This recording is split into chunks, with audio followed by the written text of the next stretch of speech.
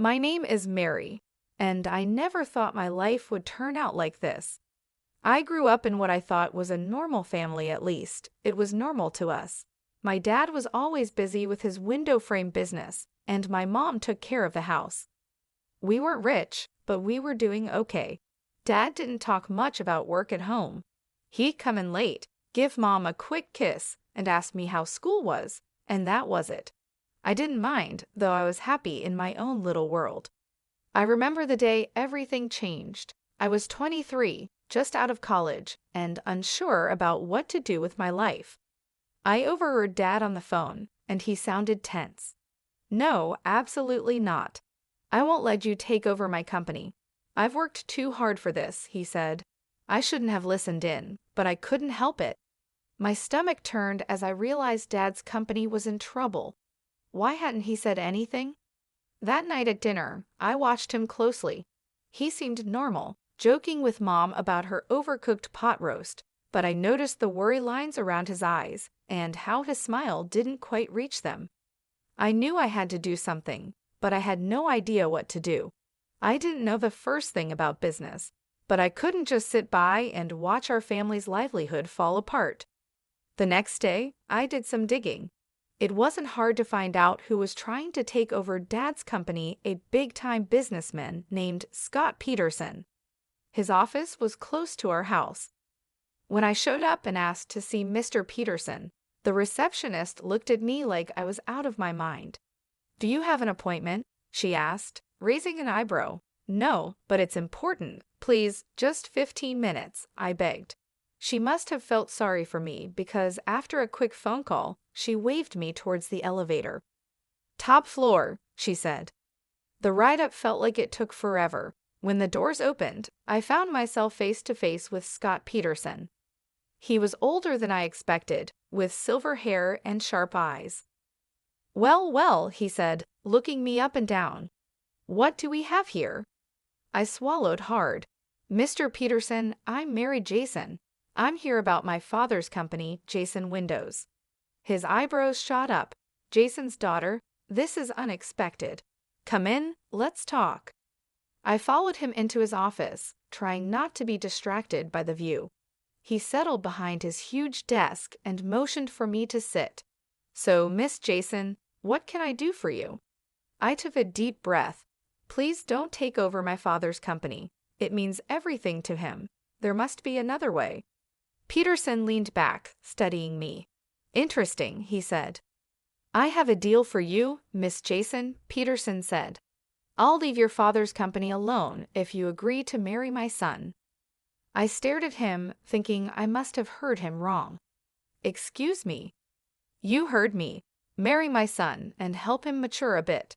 Do that, and your father's company is safe." I left Peterson's office in a daze. Marry his son? Was he crazy? But the more I thought about it, the more I realized I didn't have many options. It was either this or watch my father's life's work fall apart. The next day, I found myself back in that intimidating office. Peterson was waiting with a smug smile on his face. "So, Miss Jason, have you made your decision?" I took a deep breath. "Yes, I'll do it. I'll marry your son." Peterson clapped his hands together. "Excellent. Let me introduce you to, shall we?" Before I knew it, I was being led into another room, and there he was, Peterson's son. I had expected some stiff businessmen, but the man who stood up to greet me was nothing like that. He was tall, with messy dark hair and a crooked smile. "Hey," he said, extending his hand. "I'm Adam. You must be Mary." I shook his hand, trying not to show my surprise. "Yeah, that's me." Adam's father cleared his throat. "I'll leave you two to get acquainted." As soon as the door closed behind him, Adam's relaxed attitude changed. He ran a hand through his hair, looking uncomfortable. "Look, I'm sorry about this. My dad, he's got some pretty old-fashioned ideas." I shrugged, trying to act like it was no big deal. "It's fine. We're both adults, right? We can handle this." Adam laughed, but it sounded forced. "Yeah, sure. Just a casual arranged marriage. No big deal." We spent the next hour talking, and I hate to admit it, But Adam was actually kind of interesting. He was smart and funny, even though he seemed a bit irresponsible. I could see why his father wanted him to grow up. Over the next few weeks, Adam and I started seeing each other, if you could call it dating. We went out to dinners, movies, the usual stuff. But there was always this awkwardness between us. We both knew this wasn't real, no matter how much we tried to pretend. And so, 5 months after that fateful meeting in Peterson's office, I found myself walking down the aisle. My dad looked so proud, so happy. He had no idea about the deal I'd made to save his company as I said my vows. I looked into Adam's eyes. There wasn't any real love there, but there was friendship, and maybe that could be enough. The reception was a blur of congratulations and champagne. At one point, Adam's mother, Linda, cornered me with a tight smile. "Welcome to the family, dear," she said, her voice full of fake sweetness. "I do hope you'll make Adam happy." I forced a smile. "I'll certainly try, Mrs. Peterson." As we left for our honeymoon, I caught a glimpse of my father-in-law. He was beaming, clearly pleased with himself. A wave of anger flashed through me. This was all just a game to him. The first few years of our marriage were interesting, to say the least. Adam and I settled into a routine. We lived in a nice house, thanks to his father's money, but it felt more like we were roommates than husband and wife. I tried my best to be a good influence on Adam, and slowly, I saw changes in him. He started spending less time with his party-loving friends and more time at the office with his father. I could see the pride in his father's eyes when Adam began showing real interest in the business. It made me feel like maybe this whole arrangement wasn't for nothing. Adam's mother, on the other hand, was a different story. She never said anything directly, but I could feel her disapproval. She'd purse her lips when I spoke, or give backhanded compliments like, "Oh, Mary, that dress is interesting. So brave of you to wear something like that." I'd grit my teeth and smile. "Thank you, Mrs. Peterson." Despite the challenges, I held on to hope. Maybe, just maybe, Adam and I could grow to love each other. Maybe having kids would change things. But life had other plans. It was a crisp fall day when we got the news. Adam and I sat in the doctor's office, the silence heavy between us. "I'm sorry," the doctor said gently, "but the tests show that you, Mr. Peterson, are unable to father children." The words hit me like a punch. No children. The one thing I had been counting on to bring us closer, to make this marriage real, was now impossible. That night, as I lay awake, I thought about my own parents. Dad's business had flourished since my marriage to Adam. He had even managed to double his turnover. I was happy for him, truly, but I couldn't help feeling a bit lost. I wanted to work and have a purpose beyond just being Adam's wife. But when I brought it up to him, his response was quick and firm. "Work? Why would you need to work? We have more than enough money." "It's not about the money, Adam. I want to do something meaningful," I replied. He shook his head. "In our circle, wives don't work, they do charity.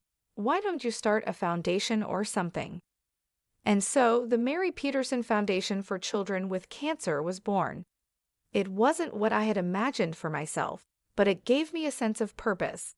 I threw myself into the work, organizing fundraisers, visiting hospitals, and doing whatever I could to help. Adam didn't seem to care much about my new passion. In fact, he didn't seem to care much about anything I did anymore. We were living parallel lives, sharing the same space but rarely connecting. Years passed 8, to be exact, and then everything changed again. Adam's father died suddenly of a heart attack. Just like that, Adam was pushed into the role of CDO.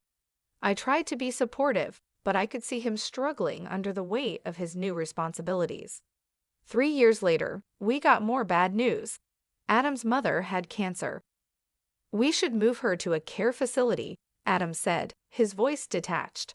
"They can take better care of her there." But his mother refused. "I will die in my own home," she declared, her chin lifted defiantly. So, drawing on my experience with the Cancer Foundation, I took charge of her care. I hired nurses, coordinated treatments, and spent hours by her bedside. To my surprise, Linda's attitude toward me began to soften.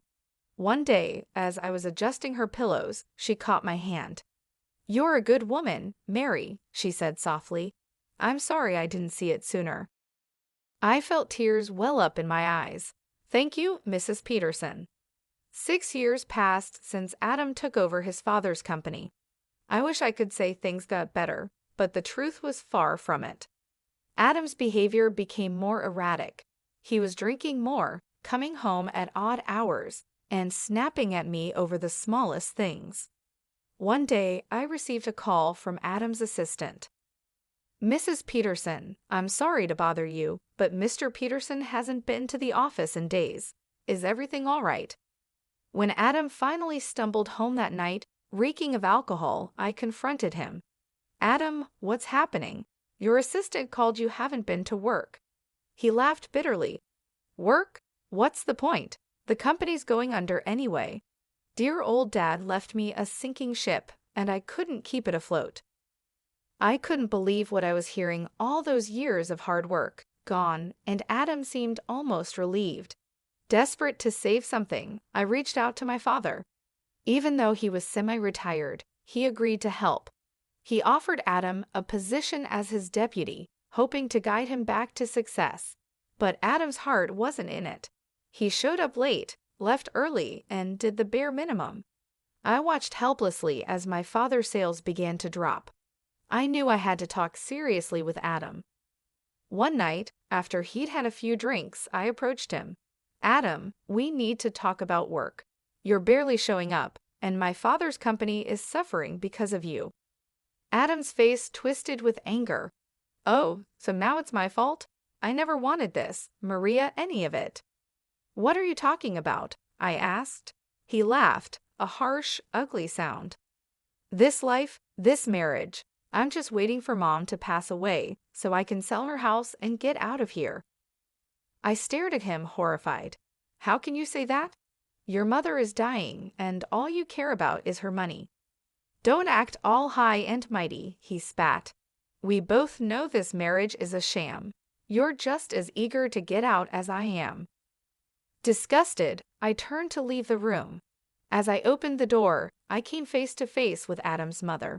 The look on her face told me she had heard everything. For a moment, we just stared at each other. Then, silently, she reached out and squeezed my hand. In that gesture, I felt her gratitude, her understanding, and her sorrow. The day I got the call about my parents' plane crash, my world shattered. Mom and Dad were gone in an instant. Their small plane to Aspen, Colorado, meant to be a second honeymoon, became their final journey. I needed support, someone to lean on, but Adam was nowhere to be found. My own husband didn't even bother to show up at the funeral. As I stood there, watching my parents' caskets lowered into the ground, I felt more alone than ever. After the funeral, anger began to replace my sorrow. How dare he? How could he abandon me when I needed him most? Fueled by this new fury, I marched into Dad's company, our company now, I supposed. The sight that greeted me when I entered Dad's old office made my blood boil. There was Adam, lounging in Dad's chair like he owned the place, barking orders like some conquering hero. "Adam," I said, my voice tight with barely contained rage, "we need to talk." He looked up, his face full of annoyance. "What is it now, Maria? Can't you see I'm busy?" I snapped, "You couldn't even be bothered to come to my parents' funeral." Adam rolled his eyes. "Oh, here we go with the lecturing again. You know what, Maria? Always nagging, always pushing. Well, I'm done with it, and I'm done with you." I stared at him, shocked. Then I noticed something change in his eyes. A cold, calculating look replaced the anger.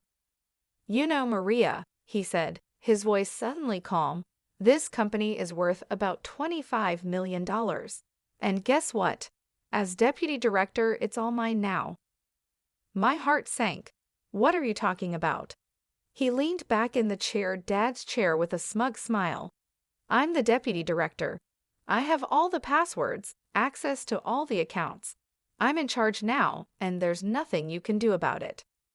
"You can't do this," I said, my voice shaking. "You've already ruined your father's company. I won't let you do the same to my father's legacy." Adam laughed, a cold, harsh sound.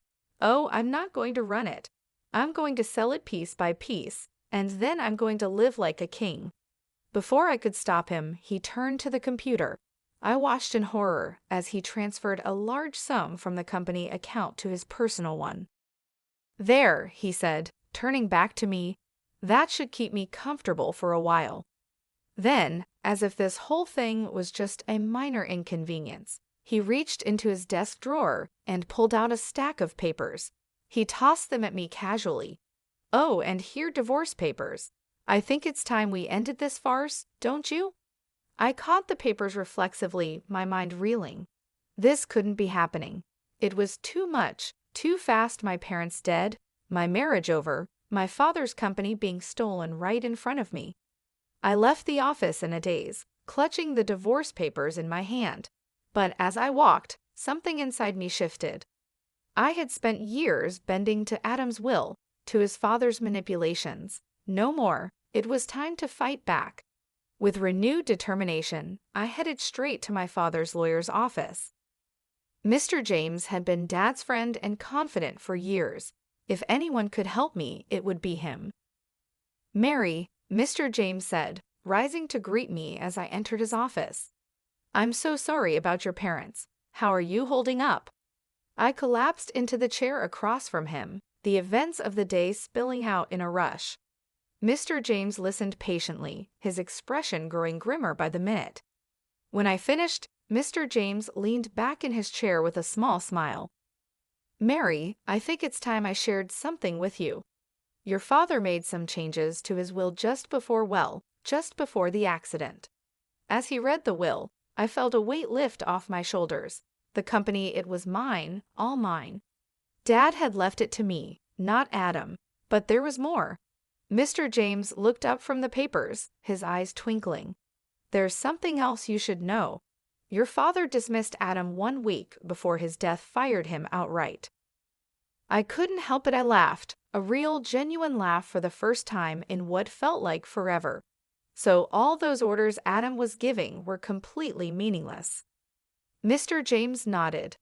Then he pulled out an envelope. "There's one more thing, a letter from your father." With shaking hands, I opened it. Dad's familiar handwriting blurred as tears filled my eyes. "My dearest Mary," it began, "if you're reading this, it means I'm gone. I'm sorry for leaving you like this, but I hope I've left you with the tools to build the life you deserve. The company is yours now, and Maria, it's time to let go of Adam. You've given enough of yourself to that marriage. It's time to live for you. I love you, sweetheart. Make me proud." I looked up at Mr. James, wiping my eyes. "Do you have a pen?" Without a word, he handed me one. I signed the divorce papers Adam had given me, feeling lighter with each stroke of the pen. "Can you file these?" I asked, handing them back. "I want this done as quickly as possible." Mr. James nodded. "Consider it done." As I left his office, I felt free for the first time in years, maybe for the first time ever.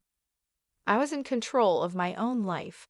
No more Adam, no more Petersons pulling my strings.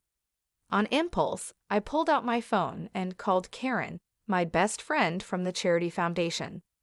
"Karen, it's Mary. Want to meet for coffee? I've got some news." An hour later, we were seated in our favorite cafe, lattes in hand.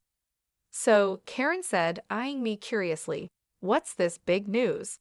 I took a deep breath, then let it all out. "Adam, the company, the divorce." Karen listened, her eyes widening. When I finished, she reached across the table and squeezed my hand. "Girl, you're free, and now you're the boss." I couldn't help but smile at her enthusiasm. "I don't know, Karen. Can I really run a company?" I asked, feeling uncertain. She gave me a stern look. "Are you kidding me, Mary? You've been running that charity foundation like a pro for years. You're smart, you're organized, and you actually care about people. You're going to be an amazing CEO." After my talk with Karen, I felt more confident. It was time to face reality and get my things from Adam's house. I never really thought of it as my home, and now I understood why. When I arrived, I found my mother-in-law, Linda, in the living room. She looked tired, worn out from her battle with cancer. "Linda," I said gently, "I'm here to get my things. Adam and we're getting divorced." To my surprise, her eyes filled with tears. "Mary, I know I haven't always been kind to you, but you've been so good to me. Would you consider taking me with you?" I was stunned. "You want to come with me?" Before she could answer, the front door slammed open. Adam stormed in, his face red with anger. "You," he shouted, pointing at me. "What the hell did you do? The company accounts are blocked. I can't access the money." I straightened up, looking him in the eye. "That money isn't yours, Adam. It never was. And by the way, my father fired you 3 weeks ago. You have no claim to the company. I've already told security not to let you into the building." Adam's mouth opened and closed like a fish out of water. Then he noticed his mother packing the suitcase. "Mom, what are you doing?" Linda looked at her son, her expression a mix of sadness and determination. "I'm going with Mary. I'm sorry, Adam, but you've proven to be unreliable." Adam's face turned an even deeper shade of red. "Unreliable? Me? This is all your fault. You raised me to be this way, with your coddling and your expectations." He turned to me, his voice full of venom. "Fine, get out, both of you. I don't need either of you." I felt a wave of pity for him. This angry, bitter man was a far cry from the charming, if irresponsible, guy I had married. But I couldn't let that sway me, not anymore. "Come on, Linda," I said softly. "Let's get your things." As we packed, Adam continued to rant and rave, hurling insults and blame. But we tuned him out, focusing on what we needed to do. The drive to my parents' house was quiet. Linda dozed in the passenger seat, the stress of the day taking its toll.